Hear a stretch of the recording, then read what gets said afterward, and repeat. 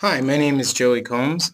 I am the social media intern at the League of California Cities, and today we're going to go over the basics of Twitter.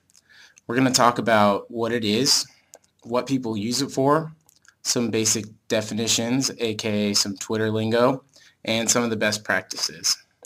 Now, for those of you not familiar with Twitter, Twitter is a social media networking and microblogging service that allows the sending and receiving of tweets or messages up to 140 characters.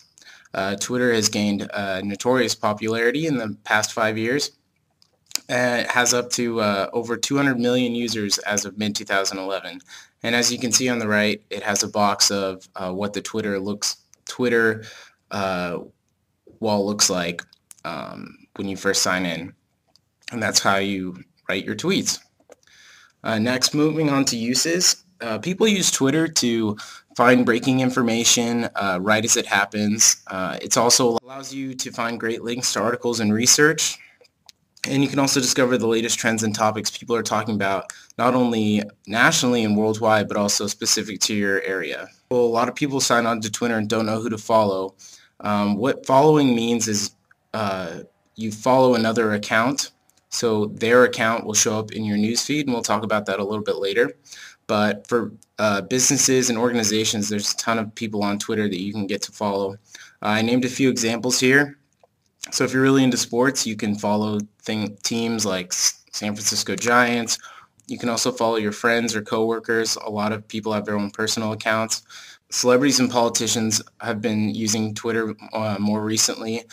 Media outlets such as Fox News, Huffington Post, CNN, they all use Twitter to send quick information. Organizations have been starting to use Twitter, like our organization, California Cities, and as well as other nonprofits. And local government has started to use Twitter as well. Moving on to some Twitter lingo. For those of you who aren't aware what a tweet is essentially a message that's sent through Twitter. It can only be 140 characters long or less. It's basically a status update or what you're doing, what's going on. You can post articles, pictures, whatever you feel like. Now, a news feed is a chronological list of all the tweets sent by various Twitter accounts that you follow.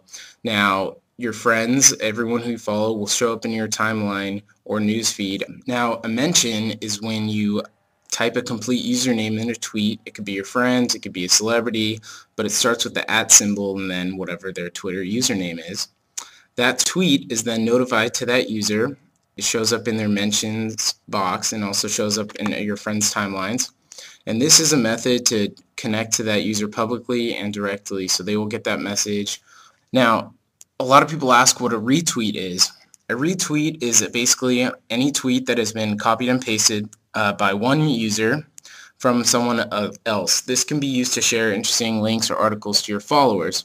Now, these will appear in your timeline even if you don't follow the original poster. Like, if I wanted to retweet something that the city of Sacramento sent out, all my followers, even if they don't follow the Sacramento city user, they will still read that message. For example, we have on the right a retweet from California Cities Learn that was retweeted by California Cities. So it's a really quick way to send information, share information with your friends and colleagues. A direct message is used to privately send messages to people that you follow or people that follow you. Now, a hashtag or the numeric # can be placed in front of any words, phrases, to mark keywords within a tweet.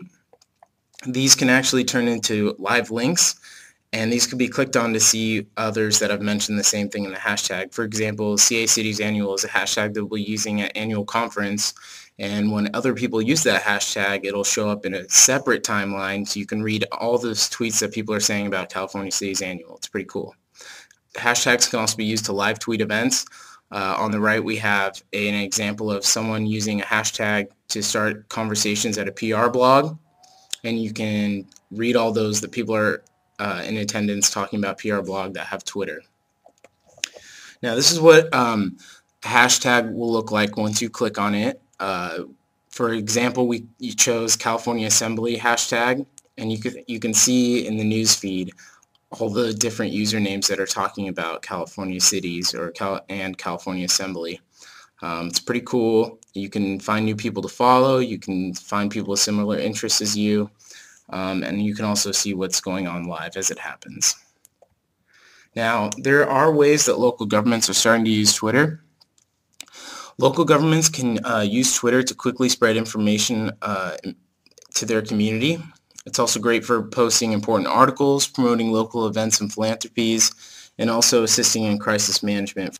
And for some best practices, if you're in local government and you want to use Twitter, here's some ideas that I came up with that will help you succeed more and become a better Twitter user.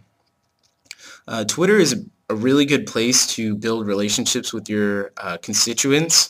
You can spread information quickly. You can talk to people who ask questions either through a direct message or a mention. And it's great for posting really local articles about what's going on in your city, keeping your community informed.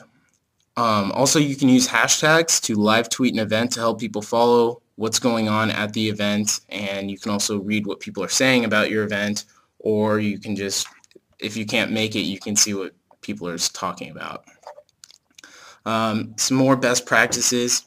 It's important to ask questions and gain new insight into your community, so a good way is asking your followers, hey, what do you think about this, or did you enjoy last night's event, stuff like that, and you can get useful information to plan further events. It's also great for driving traffic to your website or an organization's upcoming event.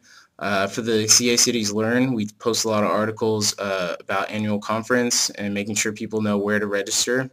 A lot of people get their news from Twitter these days, so it's easier to just post a link going back to the website instead of having people find it on their own. Makes it easier. It's also really important to be social with your followers. Be fun, but do it in a professional manner.